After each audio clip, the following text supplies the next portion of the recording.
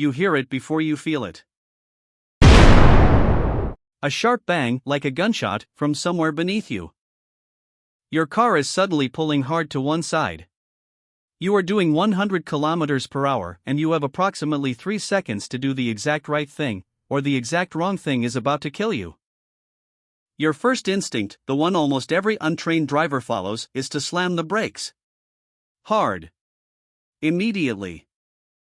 This single reflex action is responsible for a significant share of fatal tire blowout crashes every year.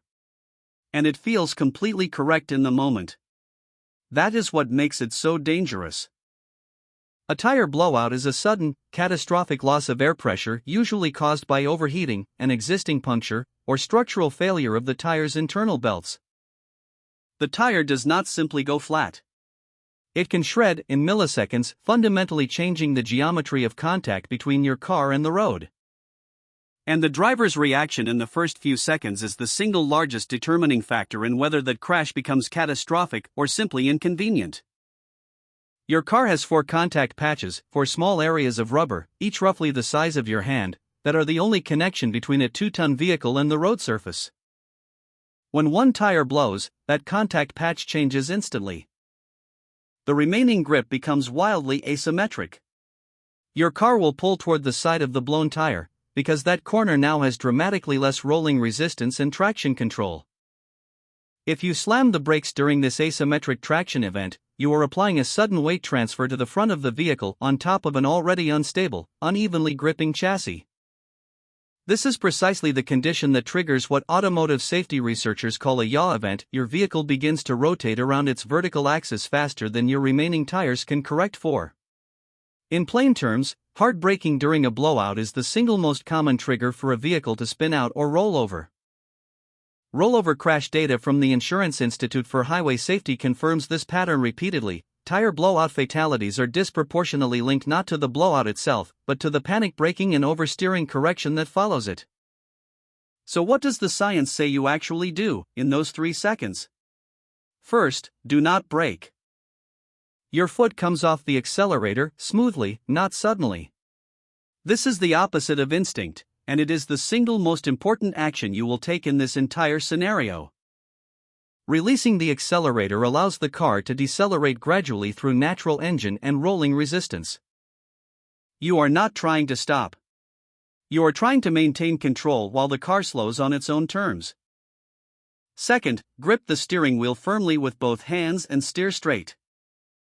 Do not overcorrect. This is the part that defeats most drivers, because a blown tire pulls the car hard to one side, and the instinctive response is to yank the wheel back in the opposite direction with significant force. A sharp steering input on an asymmetric, unstable chassis creates a secondary, often more violent weight transfer in the opposite direction. Vehicle dynamics researchers call this a fishtail to rollover sequence. The car snaps back across center with enough rotational momentum that it can flip, particularly in SUVs and vehicles with a higher center of gravity. Third, once your speed has dropped naturally to a more manageable range, typically below 60 km per hour, you begin to apply gentle, gradual braking. Not before.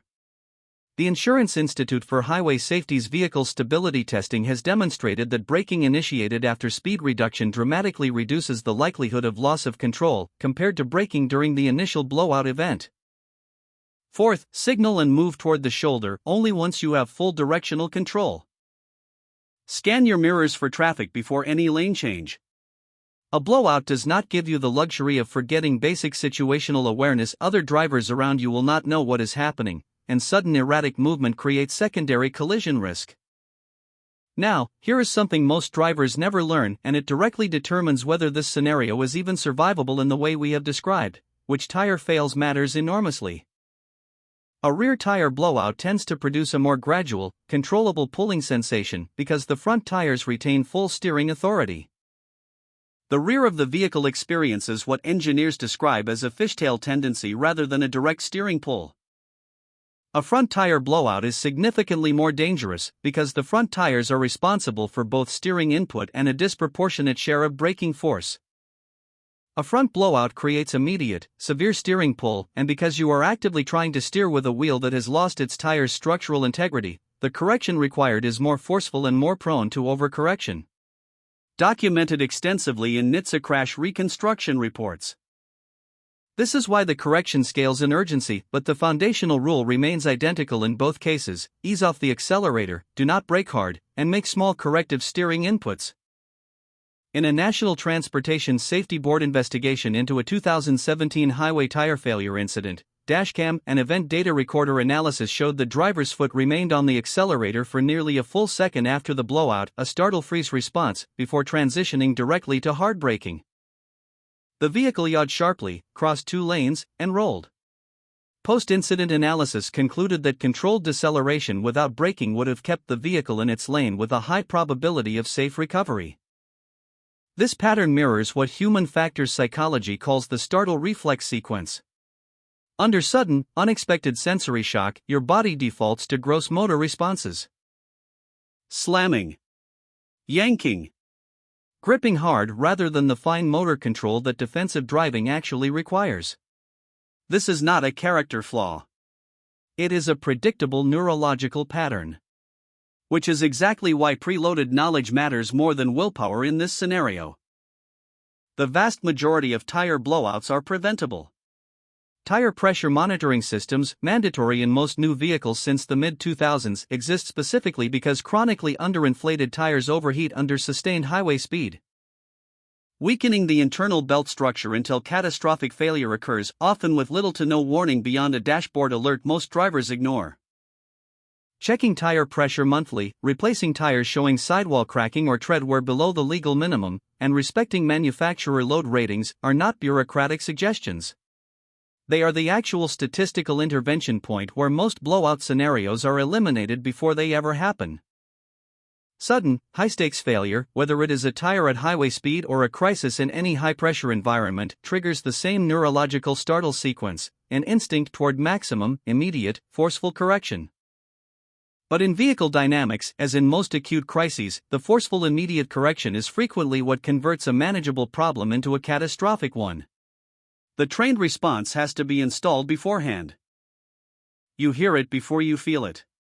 A sharp bang from beneath you. Your car pulls hard to one side at 100 km per hour. And now, unlike the drivers whose instinct toward the brake pedal turned a survivable failure into a rollover, you already know what those 3 seconds require. Ease off. Steer small. Slow down naturally. Then brake only once you're back in control.